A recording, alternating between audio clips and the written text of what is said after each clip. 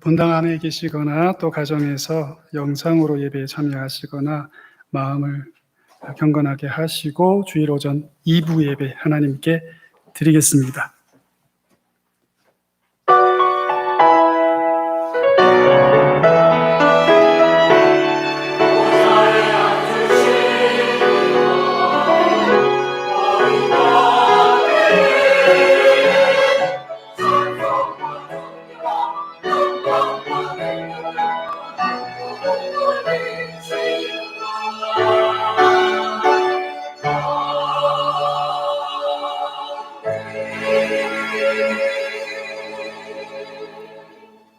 성부, 성자, 성령, 삼위일체주 하나님께 감사와 찬송을 올립니다. 거룩하신 하나님 우리 아버지, 우주와 역사의 창조주 앞에 경배하오니 우리의 예배를 받아 주시옵소서. 한 주간 삶 속에서 은혜로 지키시고 오늘 예배 자리에 불러 나오게 하셨사오니 하늘의 소망과 힘으로 새롭게 하실 줄 믿습니다. 예수님 이름으로 기도드립니다. 아멘. 전능하사 천지를 만드신 하나님 아버지를 내가 믿사오며 그 외아들 우리 주 예수 그리스도를 믿사오니 이는 성령으로 잉태하사 동정녀 마리아에게 나시고 본디오 빌라도에게 고난을 받으사 십자가에 못 박혀 죽으시고 장사한 지 사흘 만에 죽은 자 가운데에서 다시 살아나시며 하늘에 오르사 전능하신 하나님 우편에 앉아 계시다가 저리로서 산자와 죽은 자를 심판하러 오시리라. 성령을 믿사오며 거룩한 공회와 성도가 서로 교통하는 것과 죄를 사하여 주시는 것과 몸이 다시 사는 것과 영원히 사는 것을 믿사옵나이다. 아멘. 다 같이 일어나셔서 찬송가 1장을 부르겠습니다.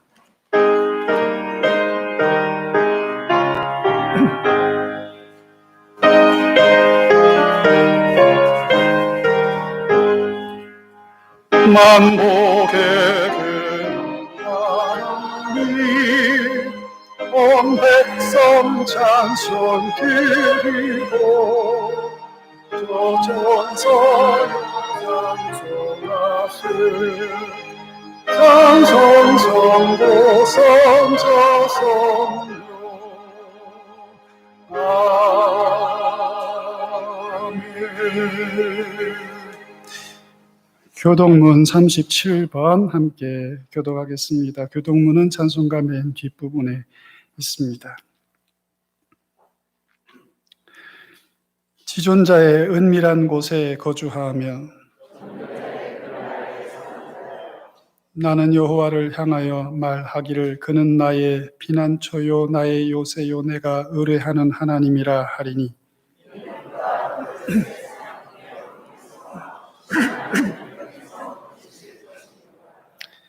그가 너를 그의 기수로 덮으시리니 내가 그의 날개 아래에 피하리로다. 천명이 내 왼쪽에서 만명이 내 오른쪽에서 엎드러지나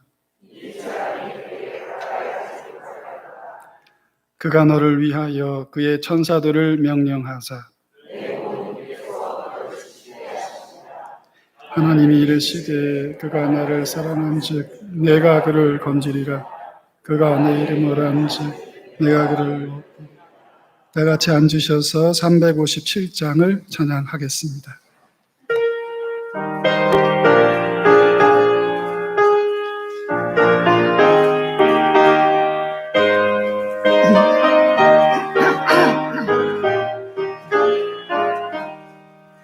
주 믿는 사람이란 다 힘을 합하여 이 세상 모든 마귀를 다 조절하세 저 앞에 오는 적군을 다 싸이겨라 저의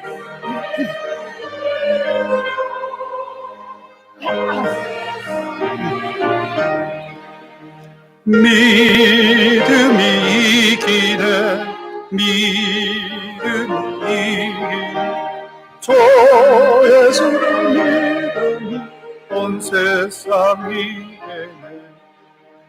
온 인류 마귀 큰 죄에 빠지니 진리로 띠를 띠겠소. 늘 기도드리세. 참 믿고 의지하면서 겁없이 나갈 때 주 예수 믿는 힘으로 온 세상 이기네. 믿음이 이기네. 믿음이 이기네. 주 예수를 믿음이 온 세상 이기네. 끝까지 이긴 자에게 이 옷을 입히고 또 영생 복을 주시. 참 기쁜 일세. 이 온 세상 지면서 저 천국가도록 주 예수 믿음으로 온 세상 이기네. 믿음이 이기네. 믿음이 이기네. 주 예수를 믿음이 온 세상 이기네.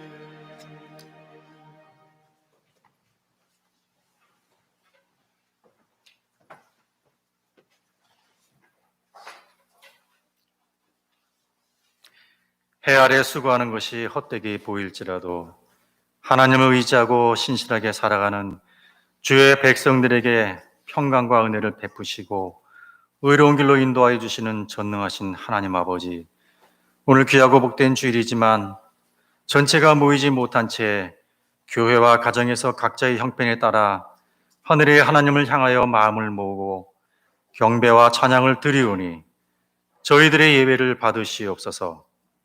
병에 걸려있는 성도의 신음소리를 들으시고 연로한 어른과 가난한 자들의 힘겨운 한숨과 염려를 모아 하늘문을 열게 싸우니 활짝 열어 주시옵소서.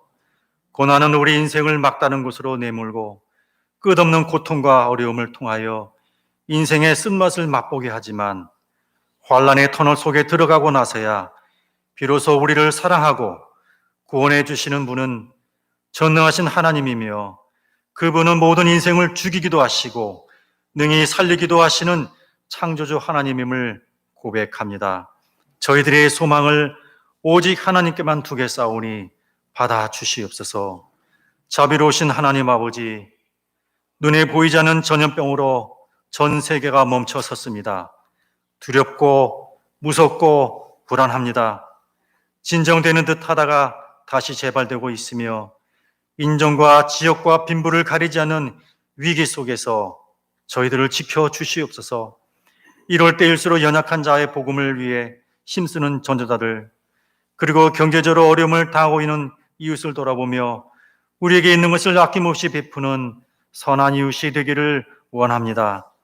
더 나아가 예수 그리스도의 사랑이 담긴 십자가의 도를 증거하고 복된 소식을 전하며 세상을 변화시키는 참된 예배자가 되게 하여 주시옵소서.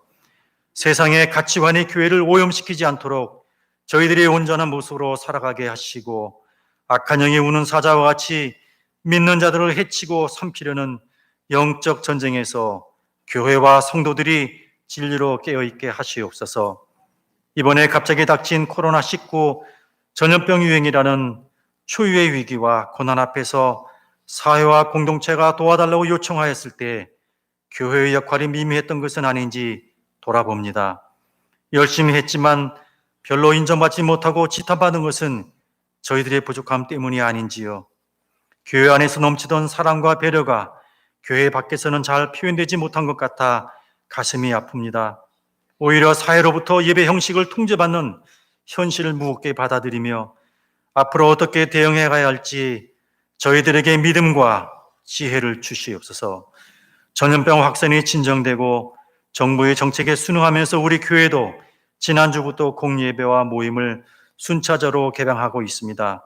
단절되었던 관계가 회복되고 친밀한 교제와 말씀을 사모하게 하시고 교회의 기능을 잘 수행하는 진리의 터전이 되게 하여 주시옵소서.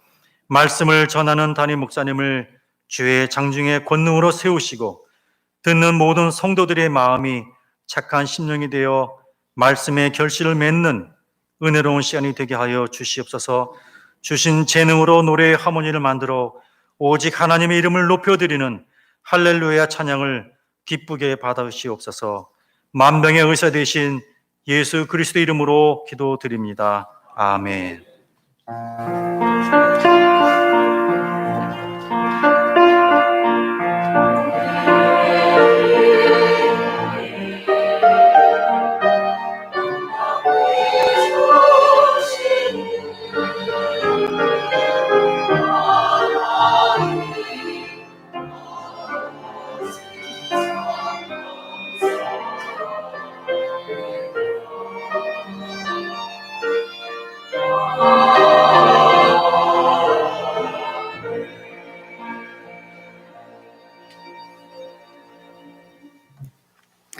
함께 교회 소식 보겠습니다. 요즘은 서로 인사하고 이렇게 환영을 잘 못했는데요. 오늘은 눈빛으로라도 좀 인사를 하겠습니다. 앞뒤 양옆에 이렇게 인사하시면 될 것 같습니다. 사랑합니다. 축복합니다. 손은 대지 마시고. 예, 됐습니다.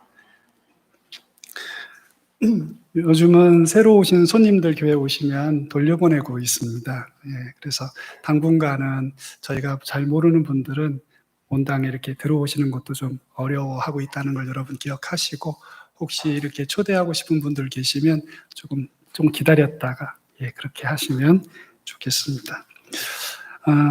첫 번째 모임 광고 보시면 임시공동후회에 관한 것이 있습니다. 안수집사 그리고 권사 투표가 의제입니다. 밖에 게시물이 붙어 있습니다.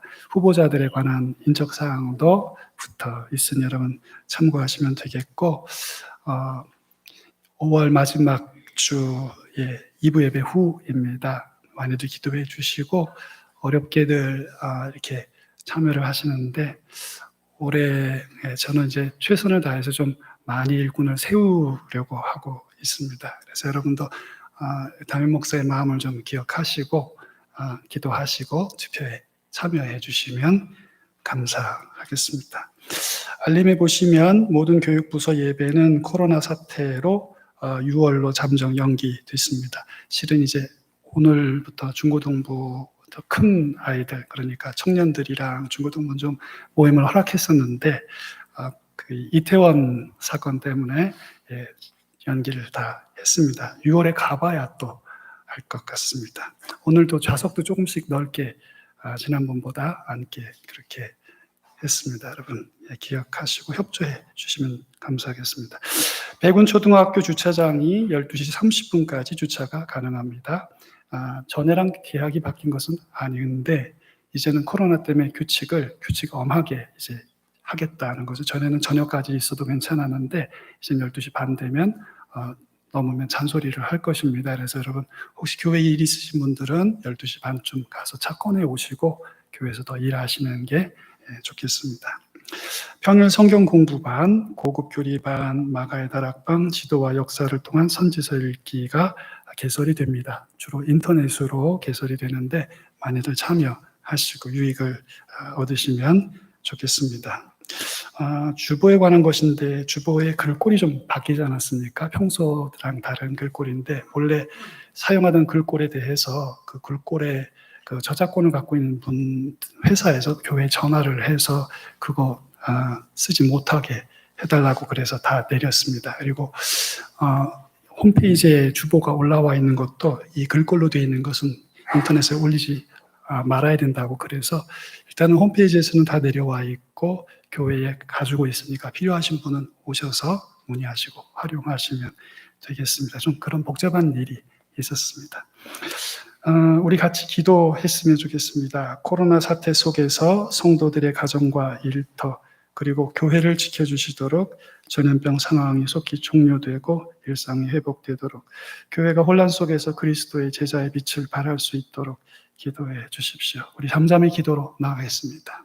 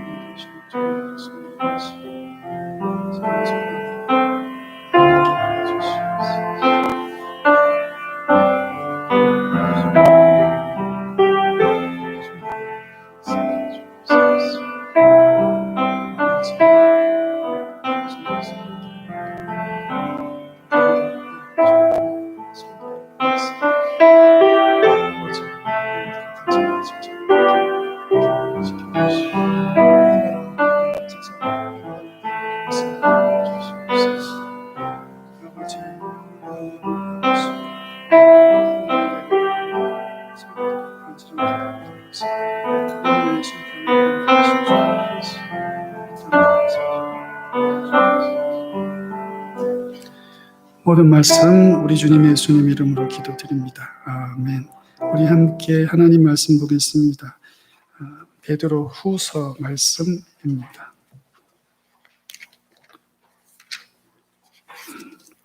베드로 후서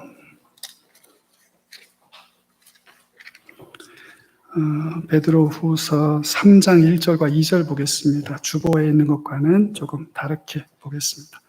베드로 후서 3장 1절과 2절. 신약성경 386쪽 부분에 있습니다.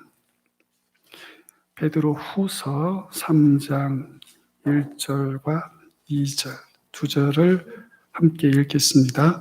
사랑하는 자들아, 내가 이제 이 둘째 편지를 너희에게 쓰노니 이 두 편지로 너희의 진실한 마음을 일깨워 생각나게 하여 곧 거룩한 선지자들이 예언한 말씀과 주 되신 구주께서 너희의 사도들로 말미암아 명하신 것을 기억하게 하려 하노라. 아멘. 사랑과 은혜가 많으신 아버지 하나님 감사합니다. 세상의 모든 것들이 하나님의 은혜 없이 이룰 수 없으며 사는 동안 일하며 얻는 소득 또한 은혜인 줄로 압니다. 받은 소득의 일부를 주님께 드릴 수 있음을 감사히 여기며 몸과 시간과 물질이 주님의 은혜를 갚는 데 사용할 수 있게 하옵소서. 언제 어디서든 온전히 쓰여지는 물질 되도록 도움 주시길 바라오며 주님의 이름으로 기도드립니다. 아멘.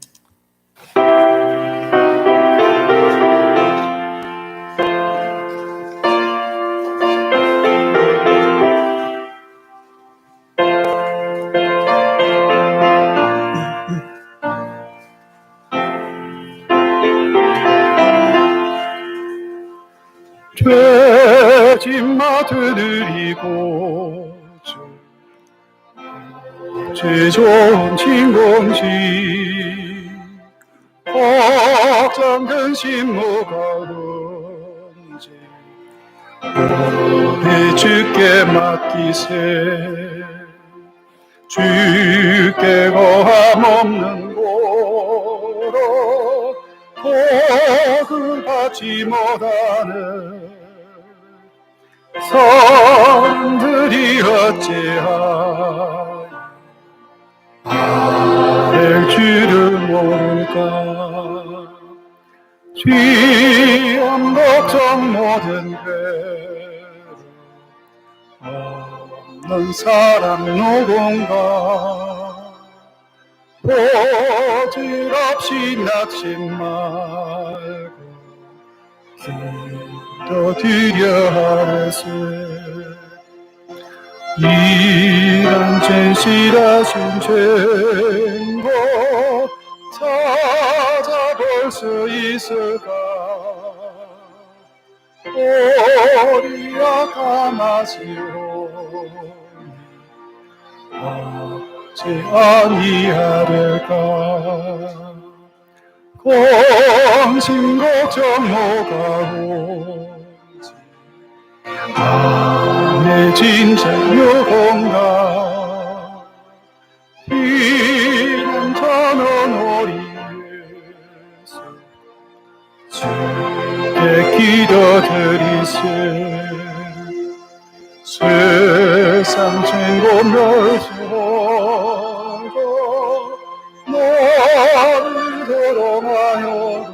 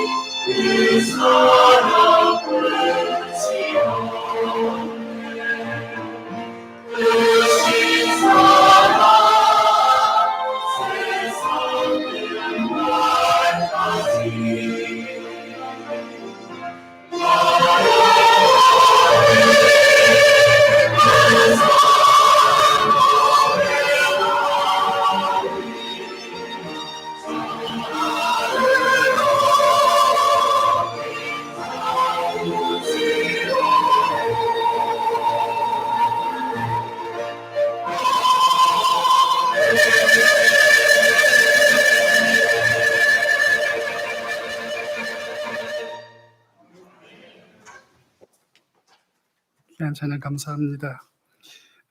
어제 인터넷 뉴스 보니까 자동차 하나가 바닷가 막 바위가 많은 곳에 이렇게 처박혀 있는 걸 봤습니다.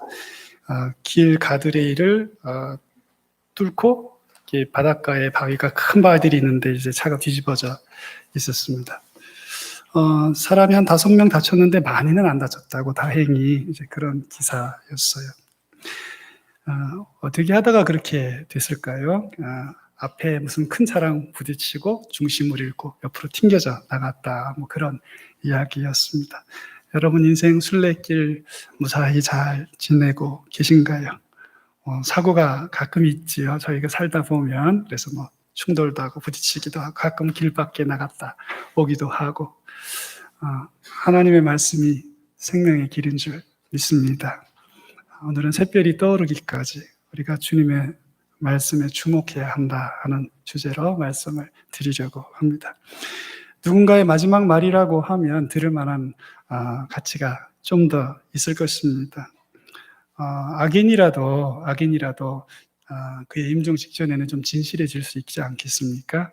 삶의 모든 지혜를 다 담아서 무슨 말을 좀 남기고 싶지 않겠습니까? 하물며 일평생 예수님 따라 복음 전했던 베드로라는 제자가 그의 임종을 의식하고 그의 세상의 마지막 삶을 이렇게 의식하면서 전한 말씀, 그래서 매우 중요하다고 생각돼서 전하는 말씀, 그 말씀이 오늘 말씀의 권위와 관계가 있습니다. 그래서 오늘 그 말씀을 드리려고 합니다. 베드로 후서의 장르를 연구하는 사람들은 이별 편지다 이렇게 당장 얘기를 합니다. 왜냐하면 이별 편지라는 장르에 맞는 요소들이 있습니다. 예를 들면 탐정 소설, 추리 소설, 연애 소설, 역사 소설 이런 거 보면 그런 소설에 들어가는 요소들이 있지요. 근데 이 베드로 후서도 이별 편지라고 볼 수 있다는 거예요. 생의 마지막을 암시하고 있다는 것. 그동안의 가르침을 떠오르게 하고 있다는 점, 그리고 앞으로 어떻게 살아가야 할지에 대해 언급하고 있고 미래에는 어떤 일들이 있을지에 대해 말하고 있다는 점, 이런 네 가지를 이야기하면서 이 편지는 이별을 위한 편지구나 하고 이렇게 얘기들을 한다는 것입니다.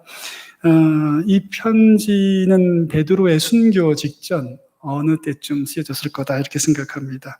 그 나쁜 왕 네로가 37년에서 68년, 그러니까 주후 37년에서 68년까지 통치를 했는데 네로가 68년에 죽었단 말이죠. 근데 대화제, 로마의 그 대화제가 64년경이었다고 합니다. 당시 로마 인구가 150에서 200만 정도 됐다고 해요. 울산시가 1915년도에 118만 명이더군요. 120만 명 정도 되는 거예요. 아직도 200만 안 될 것입니다. 강동구가 현재 45만 명 정도 된다고 합니다. 그러니까 로마가 150에서 200만이 모여 사는 거대 도시였다는 거죠. 굉장히 큰 도시였어요. 지중해 연안을 다 정복한 그 나라의 수도니까 굉장히 크고 사람도 많고 물자도 빈번하게 이렇게 오가는 그런 도시였다. 그곳에 불이 나고 기름 창고에서 불이 났다고 하죠. 그래서 도시에 크게 번지고 또 그것과 함께 그곳으로 인해서 여러 불평과 민원이 많이 나왔는데 네로는 그걸 이제 기독교인들에게 덮어 씌워서 잠재우려 함으로 박해가 발생했고 베드로가 그때 그 박해 중에 사망한 것으로 순교한 것으로 그렇게 알고 있습니다. 이 내용을 보면 로마의 감옥에서 자기의 그 임종을 처형을 느끼면서 쓴 것으로 보여지는 여러 구절들이 있습니다. 오늘은 이 베드로의 유언, 귀중한 교훈을 담고 있는데 이런 말씀이 여러분의 신앙 부흥에 유익이 되기 원해요. 베드로가 자신이 이 세상을 떠나게 된다고 판단하고 이 소아시아의 이 어린 교회들, 이방인 교회 식구들에게 지금 편지를 쓴 것이거든요. 이렇게 말을 합니다. 1장 12절에 이렇게 되어 있습니다. 여러분 우리 같이 한번 읽어보겠습니다. 너희가 이것을 알고 이미 있는 진리에 서 있으나 내가 항상 너희에게 생각나게 하려 하노라. 이미 그들이 진리에 서 있다 말이죠. 베드로에 관해서도 알고 있고 베드로의 가르침도 또 이미 들어서 복음에 대해서도 알고 있고 이미 너희가 진리에 서 있는 것을 안다. 그렇지만 내가 너희가 항상 이것을 좀 기억했으면 하는 게 있다. 그것에 관해서 얘기하려고 한다. 이렇게 말을 하고 있습니다. 인간의 결단이나 깨달음, 각오 같은 거는 쉽게 무너질 수가 있지요. 천년 만년 갈 것 같은 사랑의 고백도 아주 별것 아닌 일에 그냥 다 사라져 버리는 그런 것도 왕왕 보지 않습니까? 게다가 그 소아시아는 이 종교적인 혼탕이었습니다. 헬레니즘이라고 하는 게 간다라, 미술이라고 하는 것 이런 것이 다 동양과 서양이 합친 것이지 않습니까? 그러니까 이 비슷하고 조금 서로 다른 영적이고 종교적인 어떤 진리를 담고 있는 것으로 보이는 것들이 막 이 모습 저 모습으로 혼재하고 있었어요. 그런 흙탕물 속에 교회가 세워진 것이거든요. 그러니까 지금 베드로는 자기의 임종을 앞두고 바라보면서 이 어린 교회들에게 가장 중요한 거 몇 마디는 해야 하겠다 생각을 한 것입니다. 그런 것만 아니었어요. 외부적인 요인만 있는 게 아니라 그리스도의 복음을 듣고 예수를 믿는다 하고 교회 생활도 하고 또 뭐 말씀을 많이 배웠다고 하고 그래서 있는데 그런 이들 중에 거짓 선생들이 막 생겨나기 시작했습니다. 오늘 이 베드로 후서에 보면 거짓 선생들에 관한 경계가 많이 있어요. 바른 신앙에서 이탈한 그런 어떤 사람과 세력이 발호하는 거예요. 막 생겨나는 거죠. 우후죽순처럼 여기저기서 이렇게. 그런 상황에 있는 어린 교회들을 향해서 베드로는 그들이 들을 만한, 그들이 제일 잘 들을 만한, 그러니까 종교적인 혼탕이라는 문화적이고 종교적인 윤리적인 환경에 있는 사람들이 그래도 잘 들을 만한 그런 얘기를 지금 하려고 하고 있어요. 그런 것을 예로 들어서 얘기합니다. 여러분 예를 들어서 뭐 명상이나 선이나 절대자와의 합일이나 영적인 실체와의 조우 뭐 이런 얘기를 하면 지금도 좀 살짝 끌리지 않습니까? 그게 뭘까 궁금해하잖아요. 그런 예를 들어서 오늘 이 베드로가 이 소아시아에 있는 교회 교우들에게 뭔가 지금 말을 하려고 합니다. 1장 17절 이렇게 되어 있습니다. 지극히 큰 영광 중에서 이러한 소리가 그에게 나기를 이는 내 사랑하는 아들이요 내 기뻐하는 자라 하실 때에 그가 하나님 아버지께 존귀와 영광을 받으셨느니라. 지금 베드로가 자기 간증 하나를 하는 것입니다. 여러분 저 얘기를 읽으면 금방 성경을 아시는 분들은 저 변화산 이야기구나 하고 아실 수 있습니다. 저 변화산 이야기는 마태복음 17장에 가면 있습니다. 거기 보면 어떻게 되어 있습니까, 여러분? 베드로 그리고 야고보, 요한을 예수님이 특별히 따로 데리시고 한 산에 올라가셨습니다. 거기서 예수님은 전혀 다른 모습을 보여주셨어요. 마태복음 17장에 이렇게 되어 있습니다. 그들 앞에 변형되사 그 얼굴이 해같이 빛나며 옷이 빛과 같이 희어졌더라. 이렇게 되어 있습니다. 전혀 다른 모습이죠. 얼굴이 해처럼 빛났다. 구름이 몰려와서 덮고 찬란한 빛이 빛나고 예수님은 지금까지 알아왔던 그런 모습이 아닌 전혀 다른 모습으로 자신의 본래의 정체와 가깝게 그 어떤 모습을 보여주신 것이에요. 그것만 아니죠. 거기서 또 누구 만납니까, 여러분? 베드로와 제자들이 또 누굴 봐요? 거기 보면 모세, 엘리야 둘이 등장합니다. 이 구약 성경에서 제일 고생한 사람들입니다. 제일 어렵게 산 사람. 그 두 사람이 예수님 응원하러 왔어요. 그 두 사람을 봤는데 제자들이 누군지 소개받지 않았어도 그냥 직관적으로 그냥 알아봤습니다. 모세구나, 엘리야구나 이렇게 알아봤습니다. 그리고 나서는 어떤 일이 있었어요? 우리가 이 베드로의 편지에서 본 하늘의 소리가 있었습니다.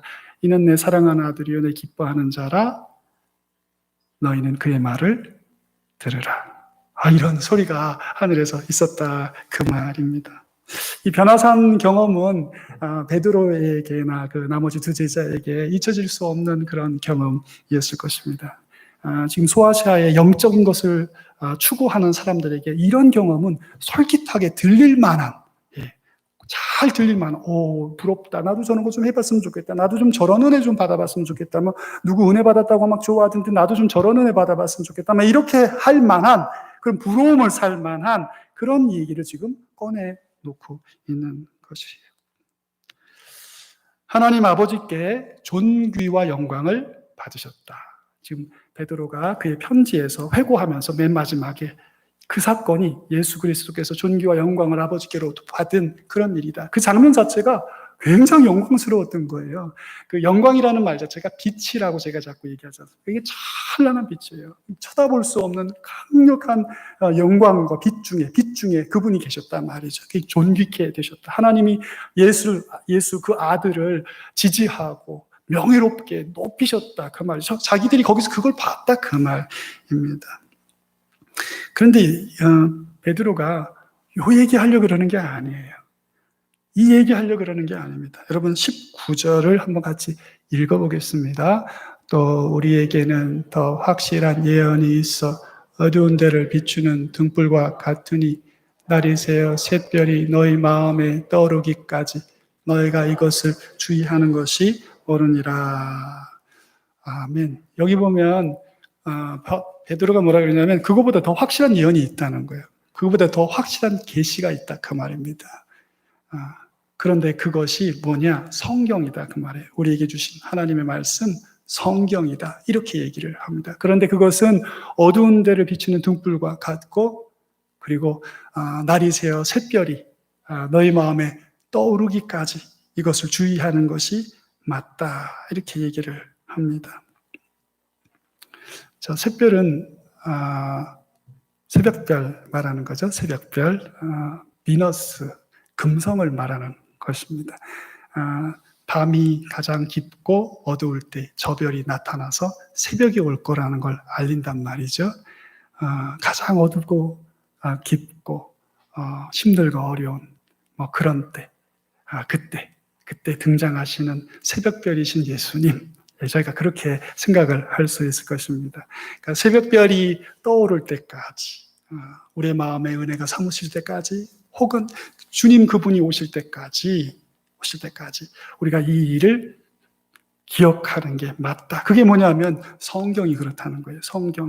성경이 하늘에서 들린 그 신비하고 영광스러운 그 소리보다 그것보다 더 확실한 계시다. 이렇게 말을 하는 것입니다. 19절과 20절에 이렇게 되어 있습니다. 베드로전서 1장 20절 보면 이렇게 되어 있어요. 바로 이어지는 구절인데 먼저 할 것은 성경의 모든 예언은 사사로이 풀 것이 아니니 예언은 언제든지 사람의 뜻으로 낸 것이 아니요 오직 성령의 감동하심을 받은 사람들이 하나님께 받아 말한 것임이라. 더 확실한 예언, 그리고 어두운 곳의 빛, 샛별이 떠오를 때까지 명심해야 할 것, 그게 하나님의 말씀이 그렇다 그 말이에요. 그리고는 뭐라고 말하냐면 이게 사사로이 풀 것이 아니라고, 사사로이 풀 것이 아니다. 그리고 사람의 뜻으로 낸 것이 아니다. 이게 다 같은 말입니다. 이 말의 내용이 뭐냐면 선지자가 예언을 했지만 그 예언이 선지자의 것이 아니라는 말이에요. 선지자가 예언을 받아 말했지만 그것이 선지자의 것이 아니고 하나님의 것이다. 이렇게 말씀하고 있습니다. 맨 마지막 부분에 보면 오직 성령의 감동하심을 받은, 저기 감동하심을 받는다는 말은 성령의 인도하심을 받은 그런 말이에요. 성령이 이끄심을 받은, 성령이 이끄시는 대로 그들이 받아 말을 했다. 그래서 그게 하나님께로부터 온 것이다. 사람의 것이 아니다. 이렇게 말씀을 합니다. 여러분, 오늘 이 성경이 어디서부터 왔다고 베드로가 말씀합니까? 출판사에서. 저는 결혼식 하는 신랑 신부에게 성경도 하나 사서 이렇게 주기 시작을 했는데 출판사에서, 서점에서, 혹은 모세가, 혹은 다니엘이 아니라니까요. 아니라고. 베드로가 계속 말하잖아요. 아니라고. 그게 아니고 하늘에서 왔다고. 사람을 통해 주셨으나 이 말씀이 하늘의 것이고 하나님의 것이다. 여러분 이걸 자꾸 잊어버려요 우리가. 왜냐하면 이게 너무 가까이 있어서. 옛날 중세시대에는 성경 한 권이 농장 몇 개의 값을 줘야 살 수 있었대요. 그래서 이 성경책을 쇠사슬에 이렇게 묶어놓고 보는 사람 옆에 사람들이 서 있고 막 그래야 볼 수 있었습니다. 근데 이제는 우리가 너무나 쉽게 이걸 볼 수 있어서 이게 하늘의 것이라는 사실을 자주 망각합니다. 근데 오늘 베드로가 그의 유언처럼 너희가 꼭 기억해야 하고 샛별이 떠오를 때까지 잊지 말아야 될 게 있다고. 이 혼탕 속에서 이게 길이야. 이 방향으로 가야 돼. 개인과 가정과 교회와 나라가 이 방향으로 가야 된다. 이 방향. 하나님의 말씀이 성경이 계시라는 사실을 기억하고 이 말씀에 주목하고 사는 거, 그게 생명의 길이라고. 그 길에서 벗어나면 가정이, 개인이, 교회가, 나라가 어려움을 당한다고.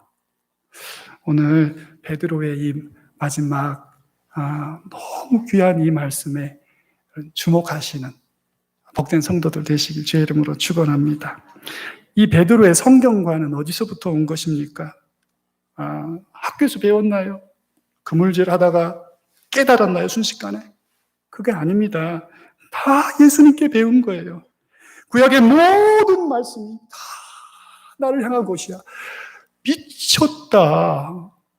여러분 처음 그런 말 들으면 여러분 옆에서 있어라고 생각해 보세요. 정상적인 사고를 하는 사람이라면 선생님이라고 모시긴 모시는데 정말 좀 어렵다. 이런 경우는 어떻게 해야 되지? 내가 그만해야 돼? 계속 따라가야 돼? 이런 생각 들지 않았겠습니까, 여러분? 아니, 구약 성경의 모든 게 다 자기를 향한 거라는 거예요. 성막은, 그러면 짐승 잡아드리는 제사는, 모세의 모든 율법들은 뭐뭐 하면 죽는다고 그러고, 뭐뭐 하면 산다고 그러고, 뭐뭐 하면 상 받고, 뭐뭐 하면 벌 받는다. 그 모든 것이 다 그게 어떻게 그게 한 사람 예수에게 상한 것이 되냐고 처음에 그렇게 생각 안 했겠습니까, 여러분?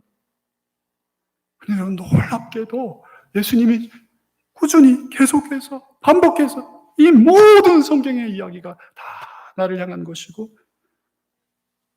그래서 내가 순종하리라. 이 정도가 아니에요. 내가 여기 안에 있는 그 모든 말들이 나를 통해 이루어지리라. 자기를 통해 이루어진다는 거예요. 자기를 통해.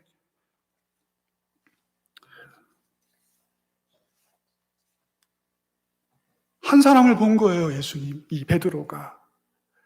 구약의 모든 성경이 살아있는 하나님의 계신데 1.1획, 요 한 획, 그리고 콤마 하나도 다 이루리라. 다 이루리라. 나를 통해 다 이루리라. 이렇게 말을 하는 사람을 만난 거죠. 그리고 그것이 이루도록 자신의 안전과 생명과 명예와 재산을 전부 다 투자한 한 사람을 옆에서 본 거예요, 베드로가. 잡히시던 날 밤에 군병들이 막 와서 막 예수님께 덮칠 때 그 제자 몇 명이 칼빼 들고 막 이렇게 막 나섰단 말이죠. 직업도 아닌데 칼 쓰는 게 그 직업적인 사람들이 칼 들고 몽치 들고 왔는데 그 앞에서 휘둘러서 종 하나 머리 귀 좀 잘라지고 막 이런 피가 막 횃불 밑에 막 사람이 우와 그리고 넘어지고 막 이런 순간에 센스 있게 예수님이 탁 길 빠져서 이렇게 도망가셔야죠. 제자들이 그렇게 해드렸으면. 근데 예수님 뭐라 그러셨다고요? 이렇게 말씀하셨어요. 마태복음 26장 54절에 내가 만일 그렇게 하면 이런 일이 있으리라 한 성경이 어떻게 이루어지겠느냐 하시더라. 그때 그곳에서 제자들 중에 누가 이 말을 이해했겠습니까, 여러분?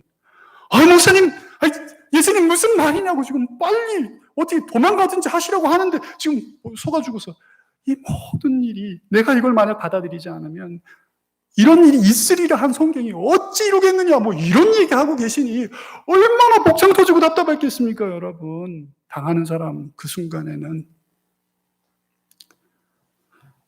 그리고 예수님 십자가에 달리시고 다시 살아나시고 자기가 말한 대로 예루살렘에 올라가면 대제사장들과 장로들과 율법사들에게 잡혀서 죽고 내가 사흘 만에 부활하리라.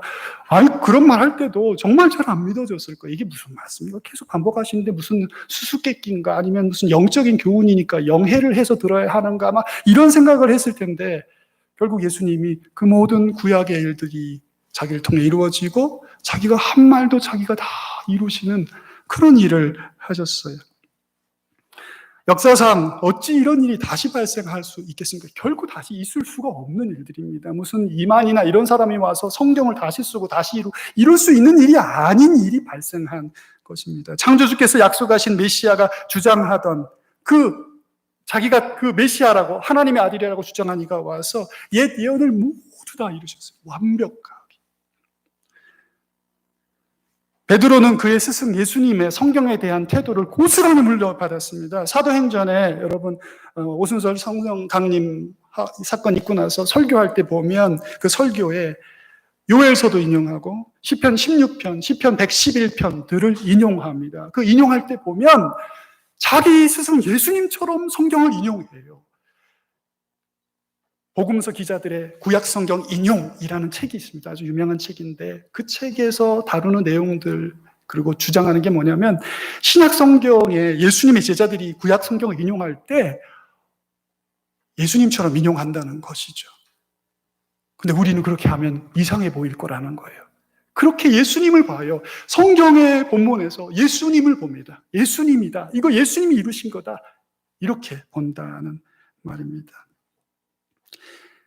1.1핵이라도 남김없이 다 이루리라 하는 그 예수님의 구약 성경에 대한 태도를 베드로가 고스란히 배운 거예요. 여러분, 성경은 계시입니다. 하나님의 계시입니다. 자신에게 있는 개인적인 경험이나 간증, 주관적인 체험, 그것이 쌓인 어떤 판단, 그게 매우 화려하고 흔적이 깊어요. 내가 부인할 수 없어요. 그러나 그 모든 것도 하나님의 말씀 앞에서는, 예수님의 가르침 앞에서는 다 상대화돼야 합니다. 작아져야 돼요. 그리고 권위의 자리에 말씀 그 자체가 늘 계시도록 시도하고 노력하고 유지해야 합니다. 그게 기독교예요. 그게 우리의 신앙의 본질입니다. 제가 지금 베드로가 지금 이 얘기를 왜 합니까? 아까도 말씀드렸던 것처럼 소아시아의 우상 숭배와 이교들이 혼합되어 있었어요. 그 사상과 문화와 윤리가 다 그러했습니다. 그리고 거기에 거짓 선생들까지 들어와 있었습니다. 거짓 선생들은 오늘 이 베드로 후서에 보면 베드로가 책망하고 심판을 선언합니다. 여러분 한번 들어보세요. 2장 1절에 이렇게 돼 있습니다. 한번 찾아볼까요? 2장 1절을 한번 같이 찾아보겠습니다. 베드로 후서 2장 1절. 같이 한번 읽어보겠습니다. 저기 써 있는데, 써 있네요. 같이 한번 읽어보겠습니다. 저희는 멸망케 할 이단을 가만히 끌어들여 자기들을 사신 줄을 부인하고 임박한 멸망을 스스로 취하는 자들이라. 민간에 거짓 선지자들이 일어나고 거짓 선생들이 일어났는데 저들은 멸망케 할 이단을 가만히 끌어들이는 사람들이다. 이렇게 이야기를 하고 있습니다. 파괴적인 이단을 몰래 끌어들여요. 처음에는 예수를 믿는 것 같았지만 나중에는 자신들을 핏값 주고 사신 예수님을 부인하는 자리에까지 이릅니다. 이만희라는 사람을 믿는 사람들, 자녀들 중에, 형제들 중에 그런 사람이 있으면 상담소에 데리고 갑니다. 그럼 상담사가 질문합니다. 이만희가 죽나요? 안 죽나요? 이렇게 묻습니다. 그러면 이만희 안 죽는다고 대답합니다. 여러분 좀 웃기지 않습니까? 일부 때는 이거 얘기하니까 사람들이 마스크를 쓰셨지만 웃으시던데, 근데 여러분 옆에 있는 어머니, 아버지, 형제, 자매는 막 땀을 치고 통곡해요. 사람이 안 죽는다 그러니까 옆에 데리고 온 가족들은 막 울어요. 막 복창 터집니다. 막. 신학적으로 부패한 것이에요. 신학적으로 오염됐습니다. 마치 썩은 생선 냄새가 아주 독하게 나듯이 신학이 부패하고 썩으니까 냄새가 아주 심하게 나는 것입니다. 문제는 거기서 끝나지 않습니다. 그들의 생활과 삶에도 영향을 미쳐요. 2절에 이렇게 되어 있는데 들어보세요. 여럿이 저희 호색하는 것을 쫓으리니 이로 인하여 진리의 도가 회방을 받을 것이다. 여럿이 저희 호색하는 것을 쫓는다. 여기 호색한다는 말은 유욕적이다라는 말입니다. 관능적이다 그런 말이에요. 그래서 진리의 도가 그들 때문에 회방을 받을 것이다 이렇게 말씀합니다. 2장 14절에는 이렇게 되어 있습니다. 들어보세요. 음심이 가득한 눈을 가지고 범죄하기를 쉬지 아니하고 굳세지 못한 영혼들을 유혹한다. 여기 음심이 가득한 눈이란 말에 음심이라는 말은 불륜이라는 말이에요. 불륜. 여러분 그런 눈 본 적 있으세요? 불륜이 가득한 눈. 그게 어떤 걸까요? 불륜이 가득한 눈. 그래서 범죄하기를 쉬지 않고 마음이 연약한 사람들을 잡아먹는 그런 일을 한다 그 말이죠. 베드로 후서 2장에는 계속해서 이 거짓 선생들과 악한 사람들에 관한 얘기가 나오는데 그들과 관계된 묘사들이 이런 거예요. 불의, 탐심, 불법, 권위를 거스림, 이성이 없음, 간사함, 미혹, 불의의 싹. 그래서 그들의 마지막에는 결국 심판이 온다 이렇게 말씀합니다. 우리 한 구절만 찾아볼까요? 여러분 2장 17절 한번 찾아보겠습니다. 2장 17절 같이 한번 읽겠습니다. 이 사람들은 물 없는 샘이요 광풍에 밀려가는 안개니 그들을 위하여 캄캄한 어둠이 예비되어 있나니. 이 글을 쓴 사람이 전직 어부라는 걸 여러분 믿으실 수 있겠어요? 물 없는 샘, 광풍에 밀려가는 안개, 캄캄함, 어두움이 예비되어 있다. 심판이 예비되어 있다. 아주 멋진 말로 그들의 최후를 이야기를 하고 있습니다. 매우 엄하고 무서운 경계와 책망을 던지는데 구부러진 나쁜 가르침은 영적으로, 도덕적으로, 파탄으로 이어질 것이다. 이렇게 책망을 하고 있습니다. 여러분, 길은 어디에 있나요? 길은 어디에 있습니까? 내 영혼은 어디로 가는 걸까요? 이 모든 날이 다 마치고 나의 자의식은 어떻게 되는 걸까요? 내 몸이 흙이 되고 나라는 존재는 어디로 가는 걸까요? 여러분 자신 있으세요? 여러분 믿음을 갖고 계신가요? 내 순서가 됐을 때 나는 어떤 믿음을 주님 앞에 보일 수 있을까요? 베드로는 이 혼란의 시대에 길이 여기 있다고, 하나님의 말씀을 주목하는 것이 개인과 가정과 교회와 나라와 민족의 길이라고 말씀하고 있다는 사실을 여러분 꼭 기억하시기를 바랍니다. 3장 1절, 2절 저 슬라이드에 있습니다. 여러분 같이 한번 보시죠. 여기 보면 베드로가 이렇게 말해요. 사랑하는 자들아 이렇게 불러요. 미워하는 자들아 이렇게 안 부릅니다. 여러분. 당연하지 뭐 사도가 성도 부를 때 그렇지 그렇게 생각하지 마시고 사랑하는 자들아, 사랑하는 마음으로 말하는 거예요. 정말 주고 싶은 거 그게 뭐냐? 이 편지로 너희의 진실한 마음을 일깨워 생각나게 하기 원한다 그 말이에요. 그게 뭐냐? 정말 일깨워서 생각나게 하고 싶은 게 뭐냐? 선지자들의 말씀과 구주 예수 그리스도가 사도들을 통해 하신 그 말씀이 길이요 진리요 생명이라고, 그게 계시라고, 그게 하늘에서 온 것이라고, 이게 그 방향이라고 잊지 말라고 말씀하고 있어요. 오죽하면 자신이 하늘에서 들은 음성보다 이게 더 분명한 계시라고, 아니라고, 여러분 아니라고 말하고 싶지 않아요? 나는 이 책 말고 하늘의 소리 달라고 여러분 그러고 싶지 않습니까? 그런데 베드로가 아니라고, 그 소리보다 지금 손에 있는 이 계시가 더 분명한, 더 안전한, 더 견고한 계시다 이렇게 말을 하고 있어요. 서구 문명이 가장 일찍 개화한 것은 무엇 때문인가요? 이 책 때문입니다, 여러분.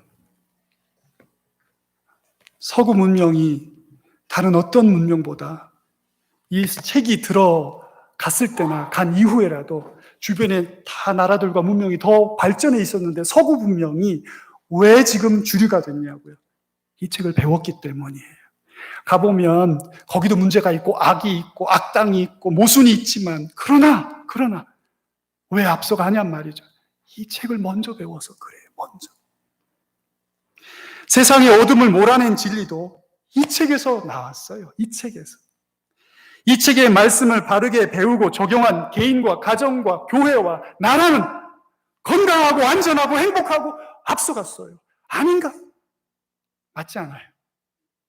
이 책이 그런 책입니다. 기독교는 이 한 책에서 나온 종교입니다. 이 책 안에서 모든 게 다 나왔어요. 성령도 이 말씀 안에서 말씀과 함께 이 말씀을 위해서 역사하십니다. 이 말씀 따로 떼어서 성령의 역사는 잘 일어나지 않습니다. 일반적으로 늘 성경의 말씀과 함께 성령의 역사가 일어나요. 성경은 이스라엘 백성에게 주신 게 아닙니다, 여러분. 교회에게 주신 거예요. 교회에게. 요즘은 인문학적 성경 읽기 얘기하고 목사와 어떤 평신도 학자가 나와서 얘기를 합니다. 그거는 성경, 교회가 가르쳐온 성경 읽기 방법이 아니에요. 성경은 성경이 해석합니다. 성경이 가는 곳까지 가고 성경이 멈추는 곳에 멈췄어요. 우리의 믿음의 선배들이 그렇게 가르쳤습니다. 지금도 교회는 그렇게 가르쳐요. 그래서 답답할 때가 있어요. 답답할 때가. 그렇지만 우리가 그렇게 배웠고 성경은 내려놓고 보는 것이 아니라 위로 바라보며 읽고 학습하는 것입니다. 이렇게 성경이 귀한 책이고, 그러니 오늘 제가 두 가지만 말씀드리고 마치려고 그래요. 첫째는 매주 드리는 예배와 듣는 성경에 관한 말씀들을 여러분 귀히 여기셔야 합니다. 가까이 있는 게 좀 늘 가볍게 여겨져요. 그렇잖아요. 데이트할 때는 막 먹을 것도 사주고 막 하지만 물고기 잡아놓으면 믿게 안 주는 거죠. 그죠? 뭐 그런 것처럼 우리 가까이 있는 이 경건의 자리를 귀히 여겨야 합니다. 매주 한 번씩 와서 듣는 이 강설, 하나님의 말씀을 전하는 거, 설명해 주는 거, 그걸 삶에 적용하는 아주 단순한 이 프로세스에 대해서 여러분 이게 굉장히 중요한 것이에요.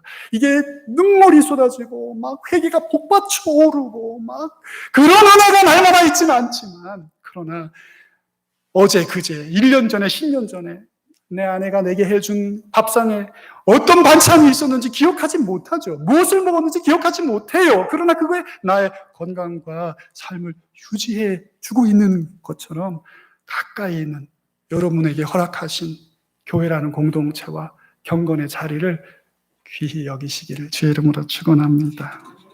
가벼이 여기면 안 돼요. 내가 성도가 된 거, 교회의 식구로 부름받은 거, 하나하나게 예배드리시는 예배당이 있고, 또 여기서 인생 평생 걸쳐서 말씀을 연구하고 전하는 헌신된 사람들이 있고, 하나님이 이런 가운데 우리를 두셔서 천성까지 안전하게 데리고 가시는 이런 것들에 대해서 귀히 여기고 감사해야 합니다. 두 번째는 게으르지 말아야 합니다. 요즘에 알코올 판매가 전 세계적으로 300배가 늘었대요. 300%, 300배가 아니고 300%. 그러니까 사람들이 코로나 때문에 집에서 뭐 한다는 거예요? 전에는 한 잔 마셨는데 요즘은 석 잔 마신다는 거예요. 그래서 아이고, 저희 집도 보니까 다 아이들이 그냥 떼굴떼굴 막 소파에서 소파로, 소파에서 침대로 이렇게 다니더라고요. 여러분, 이 시기에 게으르지 마시고 성경도 읽으시고 인터넷에서 뭐 꼭 위동교회 그 것만 보지 않으셔도 됩니다. 다른 교회 거 좋은 거 늘 들으시던 거 있으면 들으시고, 좀 게으르지는 말자고요. 이 시기에 영적으로 깔아앉아서 기도하시던 분이 기도 안 나오시고 성경 읽던 사람이 성경 안 읽고 그러면 안 되겠다는 말씀입니다. 교회에서 성경 읽으시라고 표도 만들어드리고 또 철철이 포스터로 성경 좀 읽읍시다 포스터 붙여놓습니다. 오늘도 나가시면 포스터 하나 조그만 거 새로 붙였을 거예요. 성경 읽으시라고. 아마 지금 성경 벌써 한 번 다 읽으신 분도 계실 겁니다. 여러분 분발하시고 게으르지 마시고, 성경대학도 열렸지 않습니까? 지금 인터넷으로 열리는데 여러분 들어오셔서 클릭도 좀 하시고 해서 그 준비한 그 목회자들이 열심히 준비했어요. 여러분 좀 참여하시고 그러시면 좋겠습니다. 새벽별이신 예수 오실 때까지 이 길이 삶의 길이다 말이죠. 이 길이 이리로 가거라. 나이 먹고 늙고 평생을 복음을 위해 헌신한 베드로가 그의 옥중에서 임종을 자각하면서 한 말씀의 길로 가라고. 이 말씀이 하나님의 것이라고. 오늘 이 베드로의 유언과 마지막 말을 기억하셔서 신앙 부흥하시는 개인과 교회 되시기를, 가정 되시기를 주의 이름으로 축원합니다. 우리 기도하겠습니다. 하나님 아버지 감사합니다. 오늘 저희가 하나님의 말씀이 권위 있는 참되고 살아있는 하나님의 계시로 우리가 어떻게 그 말씀을 바라보며 살아가야 하는지에 대하여 살펴보았습니다. 사랑하는 의동교회에 속한 모든 권속들이 하나님의 말씀을 높이 여기고 예수님처럼 그 말씀 앞에 순종하여서 인생의 복과 주님의 은총을 덧입는 귀한 역사들이 넘치게 하여 주시옵소서. 연에서 우리 들으신 말씀 기억하시고 잠시 기도할 때에 게으르지 않고 부지런하도록 주님 다시 오실 때까지 말씀에 주목하고 집중하는 성도 되도록 돌이키고 회개하도록 말씀을 가벼이 여기고 경건하지 못했던 것 주님 앞에 돌이키십시다. 우리 잠시 기도하겠습니다.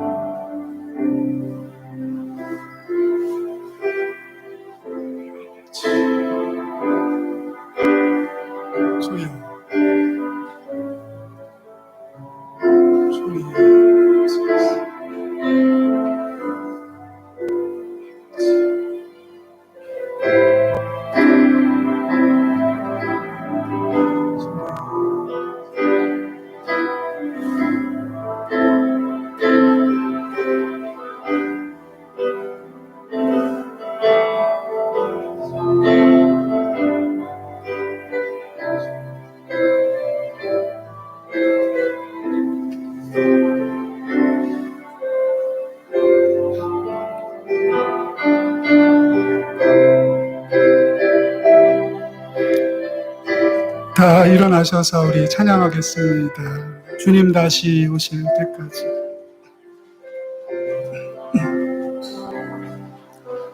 주님 다시 오실 때까지 나는 이 길을 가리라. 좁은 길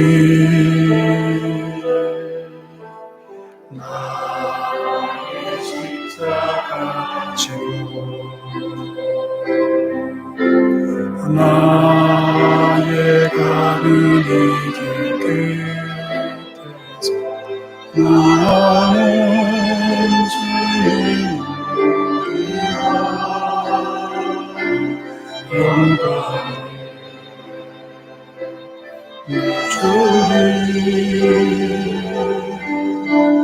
나를 맞아주시리. 주님 다시 오실 때까지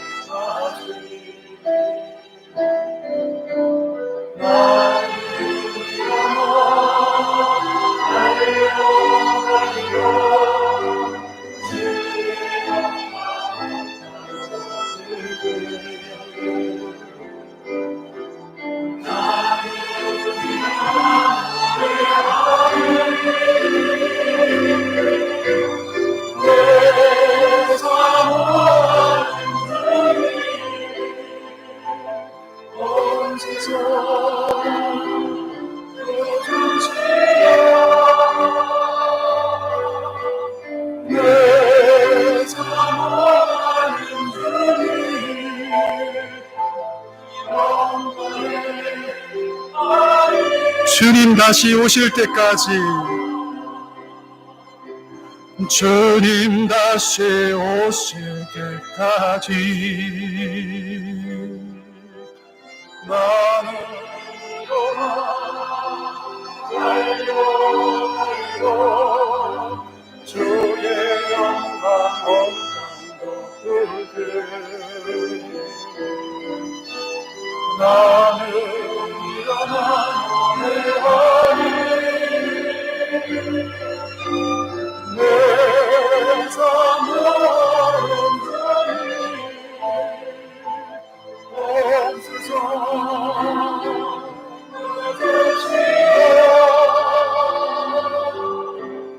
내 사모하는 자리 영광을